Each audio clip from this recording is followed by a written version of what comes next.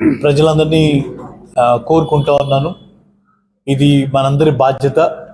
ప్రతి ఒక్కళ్ళు కూడా బిఎల్ఓకి సహకరించి వాళ్ళు ఇచ్చేటువంటి ఎన్యుమరేషన్ ఫామ్ని ప్రాపర్గా ఫిల్ చేసి, ఒకవేళ మీకు దాన్ని నింపడం చేత కాకపోతే వైఎస్ఆర్ కాంగ్రెస్ పార్టీ బిఎల్ఏలు మీకు అందుబాటులో ఉంటారు, వాళ్ళ సహాయం తీసుకోవచ్చు.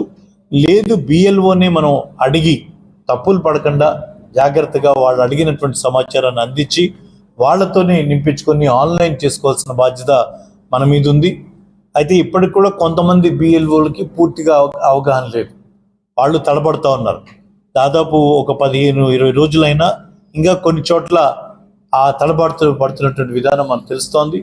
ఉన్నతాధికారులు బిఎల్ఓలకి ఉన్నటువంటి ఆ సందేహాలను నివృత్తి చేసి ప్రతి ఓటుని అర్హత ఉన్న ప్రతి ఒక్కడికి ఓటు నిలబడే విధంగా, ఓటు వేసుకునేటువంటి అవకాశం కలిగే విధంగా ఈ కార్యక్రమం జరగాలని మనస్ఫూర్తిగా కోరుకుంటా ఉన్నాను. దీంట్లో మనం లోతుగా వెళ్తా ఉన్నాం, ప్రతి చోట మనం చెప్తున్నాం, పార్టీ ద్వారా వాళ్ళని సెన్సిటైజ్ చేస్తూ ఉన్నాం. అలాగే ప్రజలందరూ కూడా వారిది ఇది బాధ్యత అని చెప్పి ఆ బాధ్యతని ఓటు వేయటం ద్వారా మాత్రమే మనం రాబోయేటువంటి రోజుల్లో మన ప్రాంతాన్ని అభివృద్ధి చేసుకుంటాం.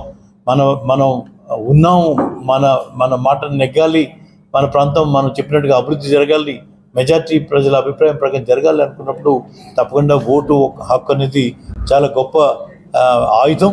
దాన్ని కాపాడుకునేటువంటి క్రమంలో అవసరమైతే ఒక రోజు సెలవు పెట్టైనా సరే, ఆగైనా సరే, దగ్గరుండి మీకు సంబంధించినటువంటి పేపర్లు మీ పిల్లలు పక్క ఊళ్ళలో ఉన్నా మరి మన ఊళ్ళోనే ఓటు వేసుకునే విధంగా వాళ్ళని ఇక్కడికి రప్పించి వాళ్ళకి సంబంధించినటువంటి సమాచారాన్ని కూడా బిఎల్ఓలకి ఇచ్చి ఓటుని ఉంచుకోవాల్సిందిగా మీ ద్వారా వాళ్ళని కోరుకుంటాను.